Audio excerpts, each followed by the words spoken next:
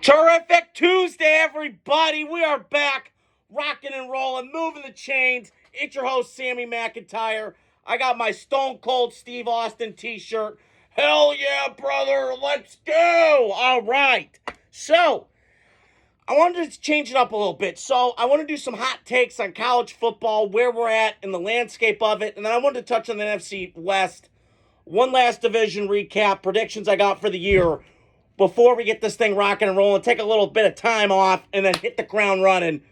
Like my man John Gruden says, eat, sleep, football, repeat, baby. Can I get a hell yeah, brother? You sure can. So I want to get some hot takes. So, this year quarterback play is going to be fantastic. I cannot wait. Nussmeier, Klubnik, my personal guy that I fell in love with over the summer. I watched his highlight reel Friday night. Lenore Sellers, South Carolina. 6'3", 248, Dante Culpepper type of vibe. Before Dante Culpepper got hurt, unfortunately. For all OGs that remember, Dante Culpepper was a stud. 6'4", 270, could move. Get your roll on. Let's go. I'm excited to see him. Kate Klubnik. Not as high on him as I like. I like him. Kind of skinny for my take. Garrett Nussmeier, I like him. 6 foot, 204. I'm worried about the frame a little bit. But LSU should be good this year. There's a lot of pressure on Brian Kelly down in the Bayou with LSU, and I'll start with them.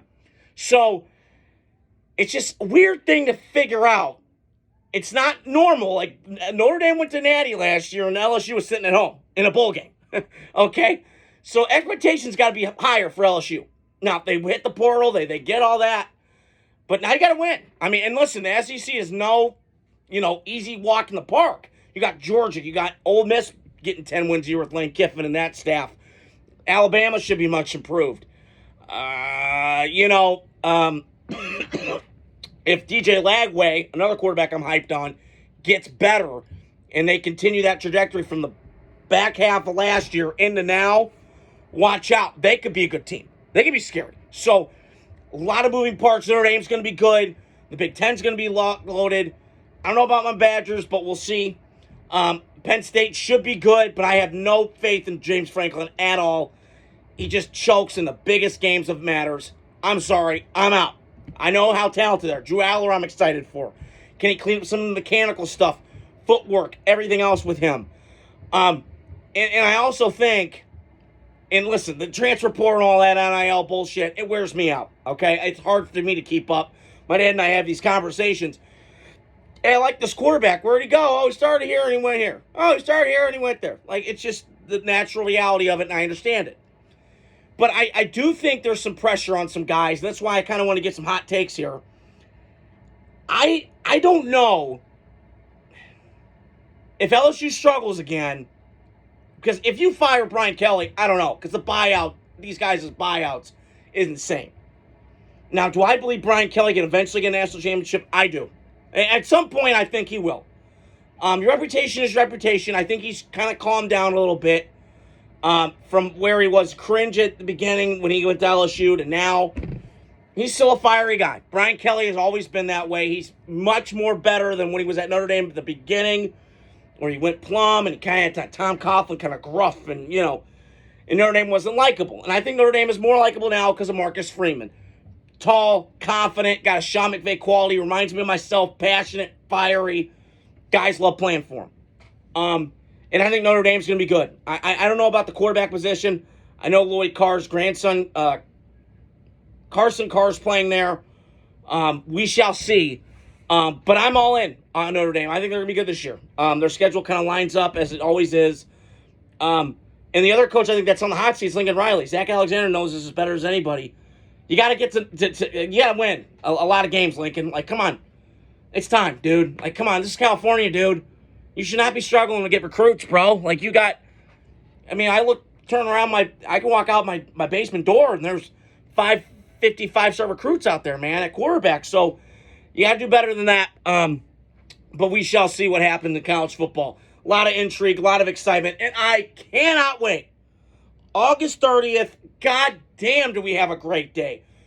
Catholics versus convicts, Miami, Florida, Notre Dame, going back old school. You have Clemson, Florida State. Can Florida State rebound? Clemson's probably going to win the ACC. We shall see. We got Bill Belichick and his 73-year-old grumpy having ass on the sidelines. We'll see how that goes. That could be a shit show, but I'm all for it. I'm all for entertainment, baby. That's what football is to me. Okay? So we got to see and we got to wait and find out. But we shall see. So I want to touch on the NFC West. So last year, for my division predictions, I had Rams, Niners, Seahawks, Cardinals. To me this year, I think it's kind of the same ballpark. You know, I do think the Rams are going to be good. I am worried right now about Matt Stafford's health.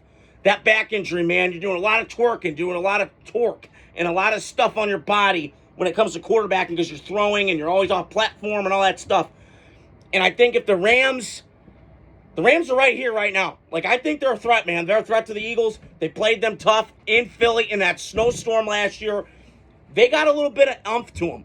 They can kind of trash talk. They got that Philly punch to them. And I think from the West Coast kind of surfer vibe, man, roll a doobie, bro. Like, they kind of got some old school to them. And Sean McVay's kind of got some John Gruden, fiery, pissed, intense, Chucky snarl. You want to play, get the knife out, and let's go.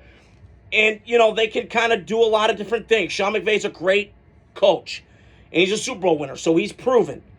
And I think he's got another one in him with Matt Stafford at the helm. But I do think with the Stafford thing, if it goes shitty, and if Stafford's out until August 20th, and,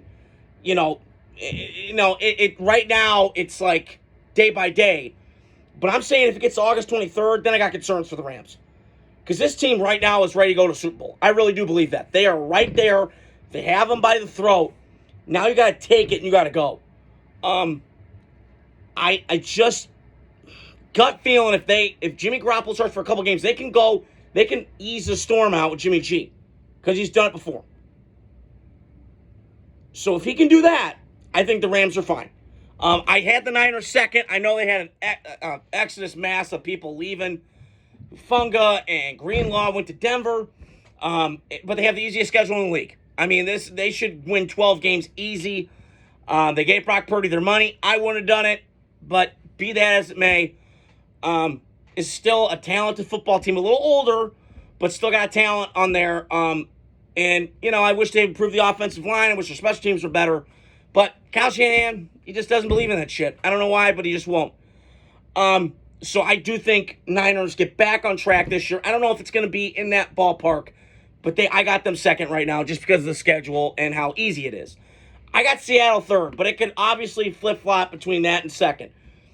I do worry about Seattle in terms of offensive line. Sam Darnold going from Minnesota to Seattle, different ball game. Now, if you would have told me that they got Sam Darnold with DK Metcalf, with Tyler Lockett and Jack Smith and Digba, improve the offensive line, watch out. Because I kept saying last year, in the last couple of years, Seattle reminds me of Tampa. They got a lot of parts that are there. They need a quarterback, and then it's all go, baby. Because I think they're right there.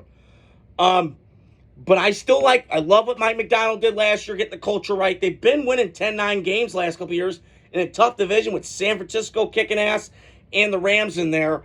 So they're kind of under the radar. They're stuck in that Seattle upper Pacific Northwest. But I like the Seattle in that spot at 3. And 4, I got Arizona. But they could be a competitive fourth-place team. I've said it before, and I'll bang that drum again. I think Kyler Murray is just a tease of a player. He annoys the hell out of me. He's too moody. He's too grumpy.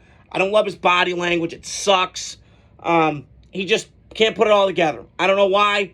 He's just not that guy. He's Mayor of Munchkin Land for a reason. I don't see it. I don't see it. He's not a grinder. He's just, I don't know. I compared him to Bill Murray last year. Same last name, different first name. They're the same guy. They're just kind of aloof, kind of weird. I don't know. You don't know what you're getting with the guy. There's moments. There's plays. I'm like, whoa. That's why he was 45-0 in high school. But there's times where I just shake my head. In Arizona, this isn't like a team devoid of talent. They got dudes. James Conner, Trey McBride, Marvin Harrison Jr. Like, I got to see some more production, dude. So it's going to be interesting here in Arizona. And I think they're going to cut Kyler Murray. That's just my gut feeling. I think they're going to trade him before the season starts. So we shall see what happens. Hope you guys are doing great. Terrific Tuesday. Adios. Godspeed. Love you.